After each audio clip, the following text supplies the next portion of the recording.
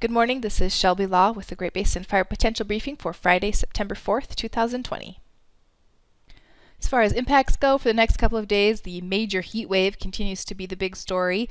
Really looking for some serious heat to be moving into mainly Nevada and up into central and western Idaho and into far western Utah today. And then the heat spreads further eastward tomorrow.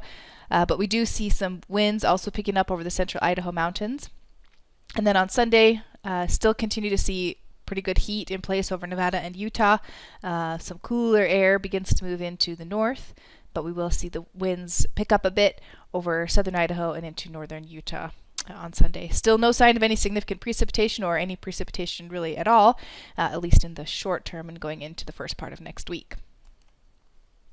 Smoke slides here for today are showing a little bit of smoke in eastern Idaho this morning and then also across western Nevada. Doesn't change too much by this afternoon. However, some of that smoke will increase over western Idaho or western Wyoming. And the upper air showing a similar trend, a little bit of smoke over the central Idaho mountains filtering in from southern Washington, and then also some higher elevation smoke there in southern Idaho, which clears out a little bit by this afternoon. Past 24 hours were very dry and sunny and hot, so no lightning, no precipitation. Recent fire activity is shown here. We've had a few initial attack fires over the past 24 hours pop up over Utah and into western Wyoming, and then we have some decent fire activity up on the Payette National Forest, a couple fires there, and then of course our team fire here in far western Nevada. ERCs continue to be on the upward trend with this very hot and dry air mass in place. We're still seeing record or near record values for much of the stations across northern and central Utah. And the values are on the upswing again over the central Idaho mountains. Closer look here showing the Payette National Forest, those values right around average for the time of year. And then across northwest Utah, still very close to the record values, but just below those records, not quite setting records any longer. This morning's satellite imagery showing that very strong high pressure ridge in place across much of the western U.S. Very dry air mass as well accompanying that ridge. And we'll see this guy hang around for the next couple of days until early next week when it will start to break down and bring some cooler air into the Great Basin from the north. So for this afternoon, we have the Great Basin dominated by that high pressure with a very dry air mass in place, no high risk, and brown for much of the region. Taking a closer look at the temperatures, very hot over southern Nevada, up to 100, near 110 in Las Vegas. Reno's also going to be very warm with triple digits expected there and up into western, southwest Idaho as well. Not quite as hot in the east, but still near record territory. Low relative humidities are expected as well across the region, so very high, very hot, very dry. As far as that goes, the most critical conditions that we typically ever see in the summer. On Saturday, the ridge still remains the dominant feature with continued hot and dry conditions, but we'll also see some winds pick up over eastern Idaho. So for Saturday, still very warm, triple digits in western Nevada and southwest Idaho, getting warmer in Utah as well. We see those wind gusts pick up in eastern Idaho up to 35, pushing maybe 40 miles an hour in these pink areas. Light winds over Utah and Nevada for the most part.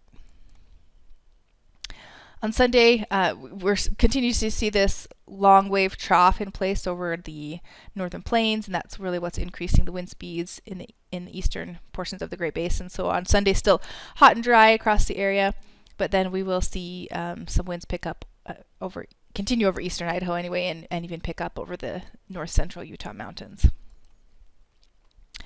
So temperatures continue to be very warm.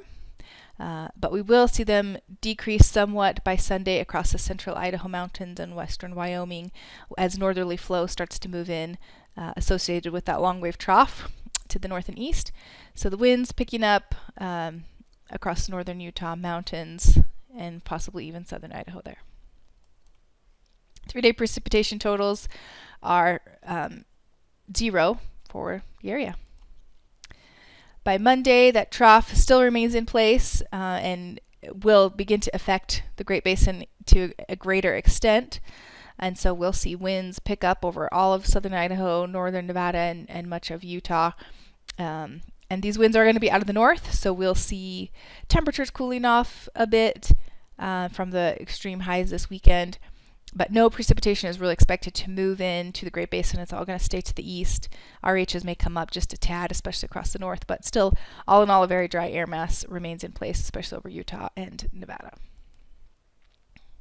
On Tuesday, more of the same, so that trough drops further south into the central plains here. And so we'll see winds pick up across southern Nevada and southern Utah. And the cooler temperatures will decrease the fire potential just a bit across Idaho and northern Utah. Still fairly dry, but definitely the cooler temperatures will moderate the potential for new fires anyway. And still remaining dry across Nevada. On Wednesday, the wind speeds lighten up a bit as the trough kind of closes off and moves off to the east. So we're just left with generally some lighter winds and more mild temperatures, but still sunny and dry. And more of the same continuing into Thursday. Still moderate temperatures with a dry air mass. The 7-day precip totals are shown here. Most of that good deep precipitation coming in with that low is going to be off to the east, maybe western Wyoming and far eastern Utah may see a little bit of that precipitation by early to mid next week, but we will wait and see how that develops. An extended forecast going into the September 11th through the 17th, calling for above normal temperatures over California and Nevada, Utah, basically the entire Great Basin, and below normal chances for precip remains over Utah and Idaho, and then we'll see what happens over Nevada. This concludes today's fire potential briefing. Please check back tomorrow for the latest updates.